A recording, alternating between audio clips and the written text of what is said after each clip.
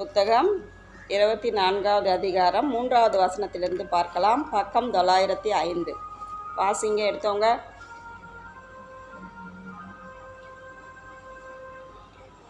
கர்த்தர் என்னை நோக்கி, எரேமியாவே, நீ என்னத்தை காண்கிறாய் என்றார். அதற்கு நான் அத்திப்பழங்களை காண்கிறேன்.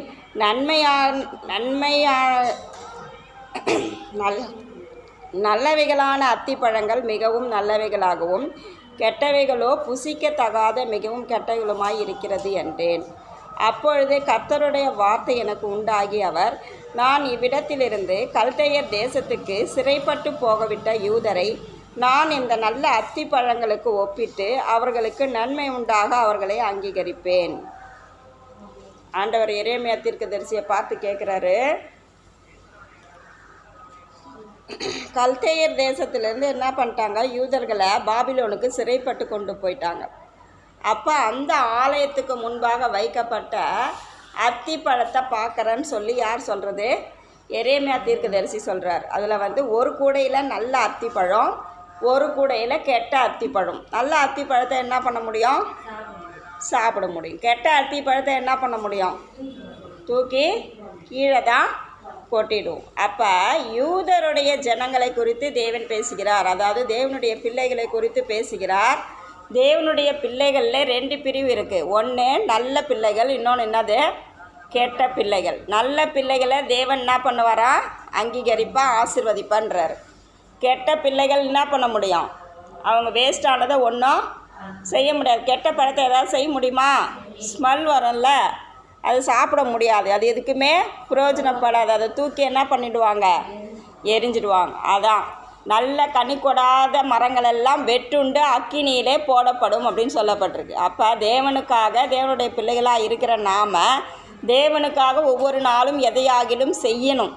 அப்படி செய்யாமல் நம்ம சும்மா நம்ம கடமைக்குன்னு நம்ம வேலையை பார்த்துன்னு இருந்தோம்னா தேவன் அது என்ன சொல்கிறாரு? கனி கொடாத மரம்னு சொல்கிறாரு. அப்போ கனி கொடாத மரம், இவ்வளோ பெரிய மரம் வளர்ந்து பெரிய மரமாகி எதுக்குமே பிரயோஜனப்படாமல் இருந்தால் அதை என்ன பண்ண முடியும்? மரமும் அதில் பழமும் இல்லை, காயும் இல்லை, எதுவுமே இல்லை, அது எதுக்குமே யூஸ் இல்லை. ஒரு மருந்தாக கூட பயன்படலை. அதனுடைய இலைகள் எதுவுமே இல்லாமல் இருந்தால் அதை என்ன பண்ண முடியும்? ஒரு யூஸும் கிடையாது. அப்போ அதை என்ன பண்ணணும்? வெட்டுண்டு போட்டுடணும் அப்படின்னு சொல்லிட்டு தான் ஆண்டவர் என்ன பண்ணுறாரு? சொல்கிறார். அப்போ தேவனுடைய பிள்ளைகளில் 2 வகை இருக்குது. ஒன்று நல்ல கனி கொடுக்குறவங்க, இன்னொன்று என்னது? கனி கொடுக்காதவங்க. இப்போ நீங்கள்லாம் எப்படி கனி கொடுக்கணும்? தேவனுடைய பிள்ளைகள், வயசானவங்களாம் இருக்கிறீங்க, தேவனுக்கு எப்படி உங்களால் கனி கொடுக்க முடியும்? தேவனுக்கு என்ன செஞ்சால் தேவன் சந்தோஷப்படுவார்?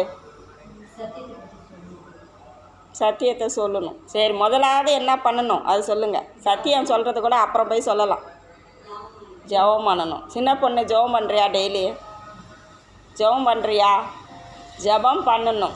வாயின் வார்த்தையால் மட்டும் சொல்லக்கூடாது. நம்ம என்ன பண்ணோம்? ஒரு நாளைக்கு 1 மணி நேரம் ஜெபிக்கணும். சும்மா 5 நிமிஷம், 10 நிமிஷம், 2 நிமிஷம்லாம் கிடையாது. எனக்காக 1 மணி நேரம் விழித்திருக்கக்கூடாதான்னு சொல்லி தான் ஆண்டவர் என்ன பண்ணுறாரு? கேட்குறார். அப்போ 1 மணி நேரமாவது தேவ சமூகத்தில் இருந்து யாருக்காக ஜெபிக்கணும்? யாருக்கு? தேவனுக்காக ஜெபிக்கணுமா? தேவன் எதுக்கு நம்மளை ஜெபிக்க சொல்கிறாரு? அழிந்து போகிற ஆத்துமாக்களை குறித்த ஒரு பாரம் திறப்பில் நின்று நம்ம என்ன பண்ணோம்? நம்மளை மாதிரி இருக்கிற வயசானவங்களுக்கு ஜெபிக்கலாம், சிறு பிள்ளைகளுக்காக ஜெபிக்கலாம், பெரியவங்களுக்காக ஜெபிக்கலாம், குழந்தைகளுக்காக ஜெபிக்கலாம். 2வது என்னது? திருமணமானவர்கள், யாருக்கு வேணால் ஜெபிக்கலாம். நம்ம கண் முன்பதாக பார்க்குறோம்ல, எத்தனையோ சம்பவங்கள் என்ன பண்ணுது நம்ம நாட்டில் நடக்குது. அதை குறித்து எல்லாம் ஒரு பாரத்தோடு கூட ஜெபிக்கணும். அதுக்கு தான் ஜெப ஆவியை தேவன் என்ன பண்ணியிருக்கிறாரு? வச்சிருக்கிறாரு. நம்ம ஏனதோனன்னு வாழறதுக்கு தேவன் நம்மளை அழைக்கலை. எல்லா காரியங்களும் கரெக்டாக நம்ம செய்கிற நாம ஜெபத்தையும் கரெக்டாக செய்யணும். இன்றைக்கி ஜெபிக்கலைன்னா என்ன கிடையாது? சாப்பாடு கிடையாதுன்னு வீட்டில் சொல்லிட்டாங்கன்னா என்ன பண்ணுவீங்க? கண்டிப்பாக ஜெபிப்பீங்கள? ஜெபிப்பீங்களா மாட்டிங்களா? இன்றைக்கி அப்போ சின்ன பிள்ளைங்களாம் என்ன சொல்லுவாங்க? இன்றைக்கி இந்த அதிகாரத்தை, இந்த வசனத்தை படித்து என்கிட்ட ஒப்பிக்கலைன்னா உனக்கு என்ன கிடைக்காது? சாப்பாடு கிடைக்காதுன்னு சொல்லிடுவாங்க சின்ன பசங்களுக்கெல்லாம். அப்போ அந்த பிள்ளைங்க என்ன பண்ணும், அவங்களுக்கு தேவைகளை சந்திக்க பண்ணுன்றதுக்காகவே வசனத்தை படித்து மனப்பாடம் பண்ணி பேரண்ட்ஸுக்கிட்ட என்ன பண்ணுவாங்க, ஒப்பிப்பாங்க. பெரியவங்க வயசானவங்களுக்கு அப்படியே சொல்ல முடியும்? உங்களுக்கே ஒரு உணர்வு என்ன பண்ணணும், வரணும். ஜெபிக்கிற ஒரு உணர்வு வரணும். நல்ல கனி கொடுக்குறவங்கள தான் தேவன் விரும்புகிறார். கனியே இல்லாமல் அந்த பழத்தை ஒரு குறிப்பிட்ட நாட்கள் தான் யூஸ் பண்ண முடியும். குறிப்பிட்ட நாள் போயிடுச்சுன்னா தானாகவே அழுகி என்ன பண்ணிட்டோம், வீணாயிடும். அப்போ எதுக்குமே அது என்ன பண்ணுது, பிரயோஜனப்படலை. அப்படித்தான் நம்மளுடைய வாழ்க்கையும். தேவனுக்காக எதையாகிலும் செய்யணும், அப்படி இல்லைன்னா பிரயோஜனப்படாமல் நம்ம என்ன பண்ணுவோம், வேஸ்ட்டாக நம்ம இந்த பூமியில் இருந்து மறிப்போம். இதனால் யாருக்கு என்ன பலன்? ஒருத்தவங்களுக்கும் ஒரு பலன் இல்லை. இப்போ நான் ரட்சிக்கப்பட்டு நிற்கிறேன்னா எனக்காக ஜெபிக்கப்பட்ட ஒரு நபர் இருப்பாங்க. அவங்க ஜெபத்தை கேட்டு தேவன் என்ன பண்ணியிருக்கிறாரு, ரட்சித்திருக்கிறார். அதுபோல் நாம் மற்றவங்களுக்காக ஜெபிக்கும்போது நம்மளுடைய ஜெபத்தை கேட்டு அவங்களுக்கு ரட்சிப்பு கண்டிப்பாக ஆண்டவர் என்ன பண்ணுவார், கொடுப்பார். அப்போ நம்ம எப்படி ரட்சிக்கப்பட்டோம், மற்றவங்க ஜெபிச்சு நம்ம ரட்சிக்கப்பட்டது போல் நாம் ஜெபிச்சு அநேகர் என்ன பண்ணணும், ரட்சிப்புக்குள்ளே நடத்தணும். இதை தான் தேவன் விரும்புகிறாரு. நல்ல கனி கொடுக்குற பிள்ளைகளாக மாறணும்னு சொல்லி நம்மளை விரும்புகிறாரு. 2 இருக்குது தேவனுடைய பிள்ளைகளில். கனி கொடுக்குறவங்க நல்ல கனி, கெட்ட கனி. கெட்ட கனியை தேவன் என்ன பண்ணுவார், தூக்கி போட்டுருவார். நல்ல கனி என்ன பண்ணுவார், தேவன் பயன்படுத்துவார். நல்ல கனின்னா அவங்களுக்கு என்னது, நல்ல தாளந்துகளை கொடுத்து தேவன் அவங்கள என்ன பண்ணுவார், வல்லமையாக எடுத்து பயன்படுத்துவார். கொஞ்சத்தில் உண்மையாக இருக்கிறவனை அநேகத்தின் மேல் என்ன பண்ணுவாராம், அதிகாரியாக வைப்பாராம். அப்போ கொஞ்சம் தாளந்து, கொஞ்சம் ஒரு வரம், கொஞ்சம் காரியம் தேவன் இப்போ ஒரு ஜெப வாஞ்சை நம்மக்கிட்ட இருக்கா, செபிக்கிற ஒரு அபிஷேகத்தை நமக்கு வச்சுருக்கிறாரா, அந்த ஜெப அபிஷேகம் பயன்படுத்தணும். ஒரு பாடல் பாடுறோமா, திறமை இருக்கா, அந்த அபிஷேகத்தை நமக்கு தேவன் வச்சுருக்கிறாரா, அதை பயன்படுத்தி பெருக்கணும். அதே மாதிரி ஜெபம், பாடல், ஆராதனை, துதி, எதில் நம்ம ஆண்டவர் நமக்கு தாளந்தை கொடுத்து வச்சுருக்கிறாரோ அதிலெல்லாம் வளரணும். அதுக்கு தான் தேவன் நம்மளை என்ன பண்ணியிருக்கிறாரு, வச்சுருக்கிறாரு. ஏதோ வந்த சாப்பாட்டை சாப்பிட்டுட்டு நல்லா அக்கத்து பக்கத்தில் உட்காந்து நியாயத்தை கேட்டுட்டு நல்லா ஒரு பெட்ஷீட்டை போட்டுன்னு படுத்துன்னு தூங்கிறதுக்காக தேவன் நம்மளை என்ன பண்ணல, அழைக்கலை. அப்போ நல்ல கனி கொடுக்குறவங்களாம் நம்ம என்ன பண்ணணும், மாறணும். தேவனுடைய பிள்ளைகளில் 2 ரகம் இருக்குது. ஒன்று நல்ல கனி, இன்னொன்று கெட்ட கனி. அப்போ நான் இவ்விடத்திலிருந்து கல்தேய தேசத்துக்கு சிறைப்பட்டு போகவிட்ட யூதரை நான் இந்த நல்ல அத்திப்பழங்களுக்கு ஒப்பிட்டு அவர்களுக்கு நன்மை உண்டாக அவர்களை அங்கீகரிப்பேன். புறஜாதி ஜனங்கள் மத்தியில் அடிமைத்தனத்தில் சிறைப்பட்டு போக தேவன் அனுமதிக்கிறார். யாரை, தேவனுடைய பிள்ளைகளை. இப்போ நம்ம வீட்டில் கூட பிரச்சனை, போராட்டம் நடக்குது. நம்ம வீட்டில் 2 பிரிவாக இருக்கிறாங்க. ஒன்று ரட்சிக்கப்பட்ட ஜனம், இன்னொன்று ரட்சிக்கப்படாத ஜனம். இருக்கிறோமா இல்லையா? ரட்சிக்கப்பட்ட ஜனம் ரட்சிக்கப்படாத ஜனத்துக்கு அடிமையாக இருக்கிறோமா இல்லையா? அதை தேவன் தான் அனுமதிக்கிறார். அந்த காரியத்தை யார் அனுமதிக்கிறா, தேவன். நம்ம சீர் பொருந்தும்படிக்கு தேவன் அதுக்கு அனுமதிக்கிறார். அதை தான் சொல்கிறார் ஆண்டவர்.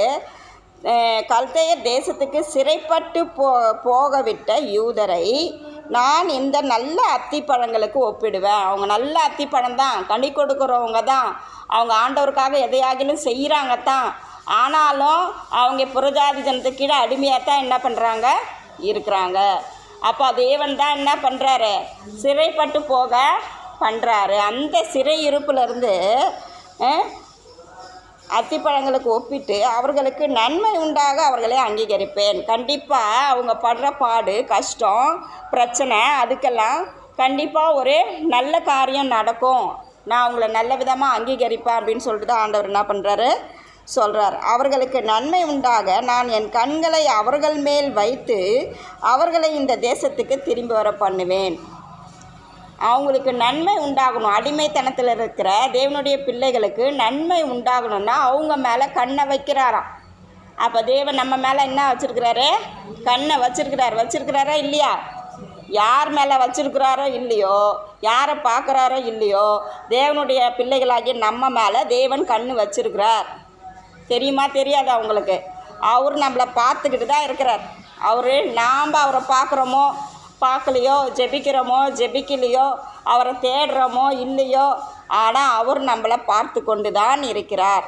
நம்ம மேலே கண்ணை வச்சு பார்த்துக்கிட்டு தான் என்ன பண்ணுறாரு, அவர் இருக்கிறார். அப்போ கண்களை அவர்கள் மேல் வைத்து அவர்களை இந்த தேசத்துக்கு திரும்பி வர பண்ணி அவர்களை கட்டுவேன், அவர்களை இடிக்க மாட்டேன், அவர்களை நாட்டுவேன், அவர்களை பிடுங்க மாட்டேன்னு சொல்கிறார். அப்போ சிறைப்பட்டு போன நம்மளை திரும்பமாக கொண்டு வந்து அதே இடத்துல நான் கட்டுவேன், அவங்கள பிடுங்க மாட்டேன், அவங்கள நட்டு வைப்பேன்றார். அப்போ தேவன் என்ன சொல்கிறாரு, நம்ம மேலே கண்ணை வச்சு பார்த்துட்ருக்கிறாரு. நம்ம பிள்ளை இப்படி கஷ்டப்படுது, இப்படி வேதனைப்படுது, இப்படி கலக்கப்படுது, இப்படி துயரப்படுது, நல்ல கனி கொடுக்குற பிள்ளை தான். ஆனாலும் என்ன பண்ணுது, புறஜாதியின் கீழே என்ன பண்ணுது, அடிமைத்தனத்தில் இருக்கிறது, நுகத்தில் இருக்குது, கஷ்டத்தில் இருக்குது, வேதனையில் இருக்குது. ஆனாலும் அவர் நம்மளை பார்க்காத தேவன் அல்ல, நம்மளை பார்த்து கொண்டு இருக்கிற தேவன். அவர் நம்ம மேலே கண்ணை வச்சிருக்கிறார். அவர் கண்டிப்பாக அதிலேருந்து நம்மளை சிறையிலேருந்து நமக்கு என்ன தருவார், விடுதலையை தருவார். நம்மளை நாட்டுவார், நம்மளை பிடுங்க மாட்டார், நம்மளை இடிக்க மாட்டார், நம்மளை கட்டுவார். நம்ம வாழ்க்கையை என்ன பண்ணுவார் ஆண்டவர், கட்டுவார். நம்மளை கட்டுவார்னா கயிறு போட்டால் கட்டுவார் இல்லை, நம்ம வாழ்க்கையை நம்ம குடும்பத்தை தேவன் என்ன பண்ணுவார், கண்டிப்பாக கட்டுவார். மற்றவங்களுக்கு ஏளனமாக தெரியலாம், பரிகாசமாக தெரியலாம், இன்னும் இது கடவுளை கும்பிடுதுன்ட்டு இப்படி இது வாழ்க்கையில் இப்படி நடக்குது, இப்படி பிரச்சனை நடக்குது, இப்படி போராட்டம் நடக்குது, இப்படி அசிங்கப்படுது அப்படின்னு சொல்லி மற்றவங்க கண்களுக்கு தெரியலாம். ஆனாலும் அந்த சிறையிருப்புலேருந்து நம்மளை திருப்புவான்னு சொல்லி ஆண்டவர் என்ன பண்ணுறாரு சொல்லுவார். வியாதி நிமித்தம் சிறையிருப்பா, இல்லை வீட்டில் கடன் பிரச்சனையினால் சிறையிருப்பா, இல்லை வீட்டில் பிரச்சனை போராட்டம் குடும்பங்களில் சமாதானம் இல்லையா அந்த சிறையிருப்பா, இல்லை பஞ்சத்தினால சிறையிருப்பா, எந்த காரியத்தினால சிறையிருப்பு இருந்தாலும் சரி அந்த சிறையிருப்பிலேருந்து நம்மளை என்ன பண்ணுவார், நம்மளை மீட்டெடுப்பார். ஏன்னா நம்மளை பார்த்துக்கிட்டே இருக்கிறார் ஆண்டவர். என்ன பண்ணுறார், நம்மளை பார்த்து கொண்டே இருக்கிறார். நாம் எப்படி இருக்கிறோம், நம்ம எப்படி வாழறோம், நம்ம என்ன செய்கிறோம் அப்படின்னு சொல்லி தேவன் நம்மளை என்ன பண்ணுறாரு, பார்த்து கொண்டே இருக்கிறார். நம்ம எந்த சூழ்நிலையாக இருந்தாலும், எந்த பிரச்சனையாக இருந்தாலும், எந்த போராட்டமாக இருந்தாலும் தேவனுக்கு உண்மையாக நம்ம நிற்கும்போது தேவன் நம்மளோடு கூட நிற்கிறார். நம்மளை பார்த்து கொண்டே தேவன் என்ன பண்ணுறாரு, இருக்கிறார். அது மட்டும் இல்லை, அவர்களுக்கு நன்மை உண்டாக நான் என் கண்களை ஏதோ சொல்லிட்டேன்ல. அப்போ புசிக்கத்தாகாத கெட்ட அத்தி பழங்களை தள்ளி விடுவது போல நான் சிதேக்கியா என்கின்ற யூதாவின் ராஜா. அதான் புசிக்கத்தகாத கெட்ட கனி, தேவனுக்கு பிரியமில்லாத காரியம் செய்கிறது. ரெண்டு பிரிவு சொன்னோம் இல்லையா, ஒன்று நல்ல கனி கொடுக்குற ஜனங்கள், இன்னொன்று கெட்ட கனி கொடுக்குற ஜனங்கள். தேவனுக்கு பிரியமில்லாத காரியம் செய்கிறது, பாவம் செய்கிறது, தேவனுடைய கட்டளைக்கு கற்பனைப்படி நடக்கிறதில்ல, தேவனுக்கு பயப்படுறதில்ல, இப்படிப்பட்ட காரியங்களாம் செய்கிற கெட்ட கனிகளை தரக்கூடிய நபர்கள் இருக்கிறாங்க. அந்த நபர்களை அவர் என்ன பண்ணுவாராம், அவர்களுக்கு தீமை உண்டாக அவர்களை பூமியின் எல்லா ராஜ்யங்களிலும் அலைந்து திரிகிறவர்களாகவும், அது மட்டும் இல்லை அவர்களை துரத்திவிட்ட எல்லா இடங்களிலும் நிந்தையாகவும் பழமொழியாகவும் வசை சொல்லாகவும் சாபமாகவும் நான் அவங்கள வச்சுருப்பேன் அப்படின்றார். அப்போ அவர் என்ன பண்ணுவாராம், அவங்க அடிமைத்தனத்துக்கு போயிட்டாங்க, அதுலேருந்து அவங்கள மீட்க மாட்டார் ஆண்டவர். அவங்களுக்கு தீமை உண்டாக பூமியினுடைய எல்லா ராஜ்யங்களிலும் அலைந்து திரிவாங்க. எல்லா காரியத்துக்காகவும் பூமியினுடைய ஆசீர்வாதம், பரலோக ஆசீர்வாதம், எல்லா காரியத்துக்காகவும் அலைஞ்சு திரிவாங்களாம். அவங்க ஒரு தண்ணி வேணும்னா கூட அலைவாங்க தாகத்துக்கு, என்ன ஒரு சாப்பாடு வேணும், ஒரு மற்ற காரியம் வேணும், ஒரு பண தேவை சந்திக்கப்படணும், எந்த காரியமாக இருந்தாலும் அலைந்து திரிவாங்க. சில நேரங்களில் நடக்கும், பார்த்துருக்கீங்களா? எவ்வளோ தேடிட்டேன், யார்கிட்டே போய் காசு கேட்டேன், கையில் கிடைக்கல, அந்த காரியத்தை என்னால் செய்ய முடியல அப்படின்னு சொல்கிறோம்ல, அதுதான் அலைந்து திரிகிறது. நம்ம தேவைக்காக நம்ம என்ன பண்ணுவோம், அலைஞ்சு திரிவோம், அப்போ கூட கிடைக்காது. ஒரு சில வேளைகளில் நம்ம அலையவே மாட்டோம், தேடவே மாட்டோம், நம்ம கையில் காசு வந்து நிற்கும். புரியுதா பார்த்துருக்கீங்கள, நம்ம வாழ்க்கையில் நடந்திருக்கு. அப்போ நல்ல கனி கொடுக்குறவங்களுக்கு எல்லாமே தானாக வந்து அமையும், எதையும் நம்ம கேட்க வேண்டிய அவசியம் இல்லை. கெட்ட கனி கொடுக்குறவங்களுக்கு என்ன கிடைக்காது, நம்ம தேடியும் நம்ம விரும்பியும் கிடைக்காது. நம்ம அலைஞ்சு திரிகிறவங்களா நம்ம என்ன பண்ணுவோம், இருப்போம். அது போல தான் என்னுடைய வாழ்க்கையில் கூட எனக்கு ஆஸ்தி வேணும், வீடு வேணும், வாசல் வேணும், புள்ள குட்டிங்க வேணும், எது வேணும்னு நான் கேட்கவே இல்லை ஆண்டவர்கிட்ட. ஒன்றே ஒன்று தான் கேட்டேன், என் கணவருக்கு ரட்சிப்பு மட்டும் கொடுங்கப்பான்ற. அதுதான் தாமதமாகுது. மற்றபடி தேவன் என்ன பண்ணார், எல்லாவற்றையும் தேவன் அவராகவே எனக்கு என்ன பண்ணார், ஆசீர்வதித்தார். எனக்கு அது வேணும், இது வேணும், கார் வேணும், அது வேணும், பங்களா வேணும், அப்படியெல்லாம் நான் என்ன பண்ணல, எதுவுமே ஆண்டவர்கிட்ட கேட்கல.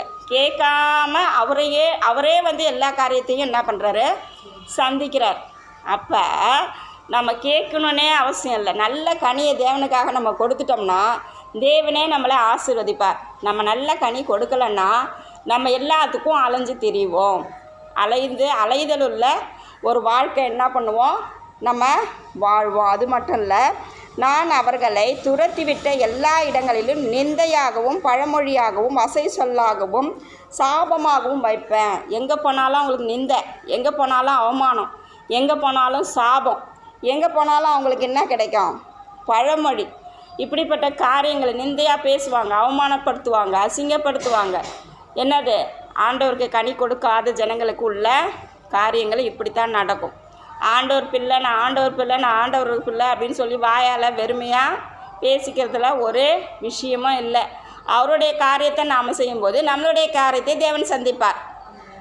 ஒரு குறைவு இல்லாமல் நடத்துவார். என் வாழ்க்கையில் நான் பார்த்துருக்கேன். கடவுளுக்காக நான் ஆண்டவருக்காக நான் இப்போ இருக்கும்போது ஆண்டவர் என் தேவைகள் எல்லாவற்றையும் என்ன பண்ணுவார், சந்திப்பார். மனுஷனையோ மற்றதையோ நம்ம நம்ப வேண்டிய அவசியமே கிடையாது. நம்ம தேவைகளை தேவன் சந்திப்பார்.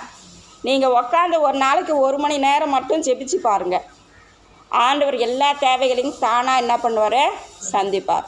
அந்த ஜெபந்தான் பண்ண முடியல, அந்த ஜெபிக்க தான் முடியல, ஆண்டவர் சமூகத்தில் உட்கார தான் முடியல, மற்ற நேரத்தெல்லாம் என்ன பண்ணுறோம், எல்லா நேரத்தையும் எல்லாத்துக்கும் ஒதுக்குறோம். ஆனாலும் ஜெபிக்க மட்டும்தான் என்ன பண்ணல, நம்மளால் முடியல. ஏன் முடியல, ஆண்டவர் மேலே அன்பு இல்லை. அந்த ஜெபிக்க தேவன் தான் நம்மளை என்ன பண்ணணும், பலப்படுத்தணும், ஒரு வாஞ்சையை கொடுக்கணும். ஒரு நாள் ஜெபிக்கிறனாலும் மனசு கஷ்டமாகணும். ஐயோ நம்ம ஜெபிக்கலையே அப்படின்ற ஒரு உணர்வு நமக்குள்ளே வரணும். அதுதான் தேவனுடைய பிள்ளைகள். அந்த தேவனை ஜெபிக்க வைக்கிற ஆவியை தேவன் தான் நமக்கு என்ன பண்ணுறாரு, கொடுக்குறாரு. அப்போ அது இல்லை, அந்த உணர்வே இல்லை, அந்த ஞாபகமே இல்லை, அந்த சிந்தனையே இல்லை. ஒரு வேளை சாப்பிட்லன்னா எப்படி இருக்கு, ஐயோ நம்ம சாப்பிடல, நமக்கு எதுவும் கொடுக்கல, யாரும் எதுவும் கொடுக்கலன்னு யோசிக்கிறோமா இல்லையா? அதுமாரி ஜெபிக்கலைன்னா அப்படிப்பட்ட ஒரு சிந்தனை யோசனை ஏன் வரலன்னு கேட்குறேன் நான். அப்போ தேவ சமூகத்தில் அமர்ந்து நம்ம ஜெபிக்கணும்னு ஒரு எண்ணம், ஒரு சிந்தை வரலன்னா நம்ம தேவனுடைய